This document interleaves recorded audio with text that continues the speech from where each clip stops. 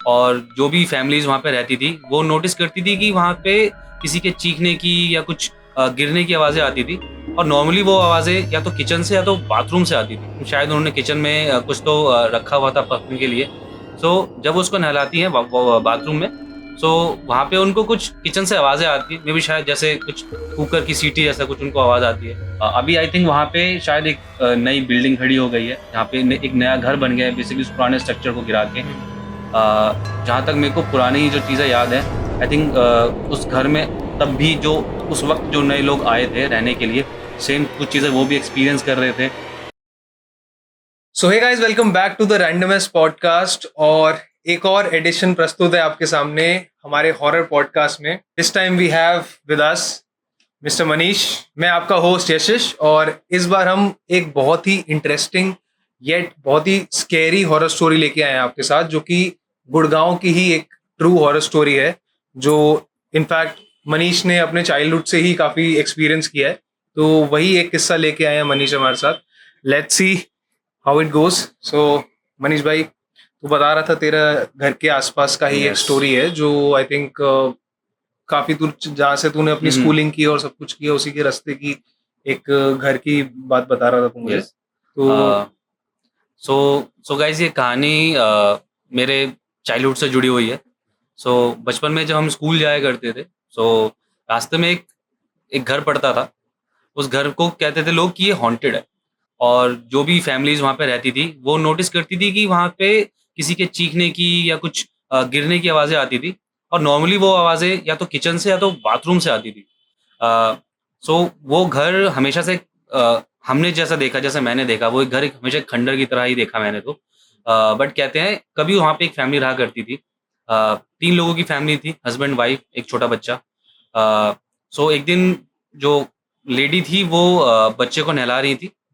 Normally जैसे वो उसको नहलाती थी एक टब में, एक छोटा-सा, क्योंकि बच्चा बहुत छोटा था। सो एक टब में वो पानी थोड़ा-सा ऐसा भर लिया करती थी और बच्चे को उसमें बैठा दिया करती थी। देन उसको उसमें नहलाया करती थी। सो रोज़ की तरह वो उसको नहला रही थी, but at the same time शायद उन्होंने किचन में कुछ तो रखा हुआ था पकने के लिए। सो जब वो उसको नहलाती हैं बाथरूम में, सो वहाँ पे उनको कुछ किचन से आवाज़ें आती हैं। मे बी शायद जैसे कुछ कुकर की सीटी जैसा कुछ उनको आवाज़ आती है। तो जाती हैं वो किचन में। और तो उस वहाँ टाइम और कोई नहीं था, मतलब बेसिकली घर नहीं, पे। उस टाइम कोई नहीं था। जैसे हस्बैंड जॉब पे गए हुए थे और सो घर में बेबी और वो लेडी ही थी बस। ठीक है। सो जब वो किचन में जाती हैं तो वो शायद कुछ और चीज़ों में भी शायद उनका ध्यान मशगूल हो जाता है, वो शायद बिज़ी हो जाती हैं, उनका ध्यान नहीं रहता। हम्म। बट वो थोड़े टाइम बाद जब वो वापस आती हैं वॉशरूम में, तो देखती हैं जो बेबी होता है, वो मुँह के बल टब में गिरा हुआ होता है। Oh shit. यस। और आई थिंक उसकी दम घुटने से पानी अंदर। अंदर जाने से उसकी डेथ हो जाती है। अरे। सो इसके बाद वो लेडी इस गम में बहुत ज़्यादा सदमे में रहने लग जाती हैं, बहुत ज़्यादा डिप्रेस रहने लग जाती हैं और थोड़े टाइम बाद उनकी भी डेथ हो जाती है। अच्छा। देन अब पूरी फैमिली में बस हस्बैंड रह गए थे। और वो घर जो कि जिसमें उन्होंने अपने बच्चे को होते देखा, अपनी उन्होंने एक फैमिली जो उन्होंने उनकी रहती थी, उनके लिए रहना शायद अब मुश्किल हो गया था, तो फिर उन्होंने वो घर बेच दिया। वो शायद घर बेच के कहीं चले गए। देन जो न्यू फैमिली जो उस घर में रहने आई, कहते हैं इन्होंने भी सेम कुछ चीज़ें, बहुत ही अलग चीज़ें एक्सपीरियंस की। लाइक जैसे अब उस घर से रोने की आवाज़ें, जैसे मैंने आपको शुरू में बताया था, राइट राइट। रोने की आवाज़ें, कुछ गिरने की आवाज़ें, किचन से जैसे कुछ पक रहा है, कुछ गिर रहा है, ऐसी आवाज़ें आया करती थी, जो कि उनके लिए बहुत ही डिस्टर्बिंग होता है, लाइक किसी के लिए भी होगा वैसा। तो फिर उन्होंने भी वो घर बेच दिया। और कहते हैं उसके बाद जो फिर फैमिली आई, सेम उनके साथ भी सेम चीज़ें होती थी। अच्छा, सेम ही एक्सपीरियंसेस सेम होते थे। एक्सपीरियंसेस उन सभी लोगों के साथ हो रहे थे जो उस घर में आ रहे थे। ओके। फिर एक टाइम के बाद ऐसा हो गया कि अब उस घर में कोई नहीं रहता, ठीक है? उस टाइम तक कोई नहीं रहता था। ये जब जब मैं उस घर के आस-पास जब भी हम गुज़रा करते थे, तो मैं आपको ये बहुत पहले की बात बता रहा हूँ।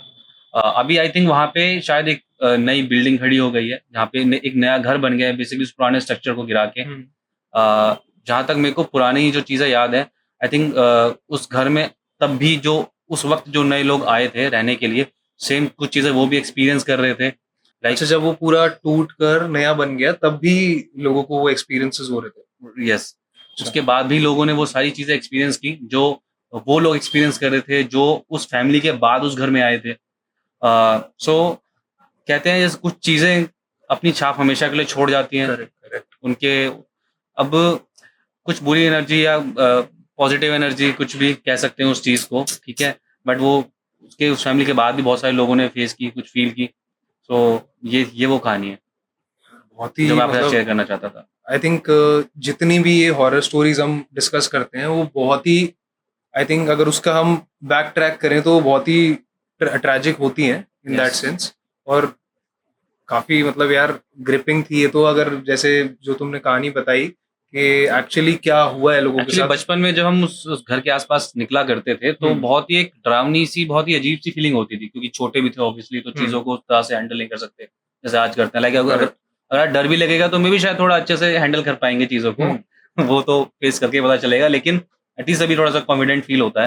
तब तो बहुत ही छोटे थे, तो जब वो आते आते थे उस घर के पास से, तो हमेशा एक ऑब्वियसली लगता होगा यार। डर का फील रहता ऐसे था। लगता होगा कि कुछ यार दिख ना जाए या कुछ ऐसा एक्सपीरियंस Yes, ना हो जाए। yes. सो आई थिंक ये काफी ग्रिपिंग टेल थी। और अगर ऐसी ही कहानी आप और भी सुनना चाहते हैं then do subscribe the Randomus podcast, और ऐसी कहानियां आप तक श्योरली पहुंचती रहेंगी। अगर ये वाली वीडियो आपको अच्छी लगी हो then do give us a thumbs up, और ऐसी ही और वीडियो देखने के लिए keep subscribing the Randomus podcast and I will see you in the next one.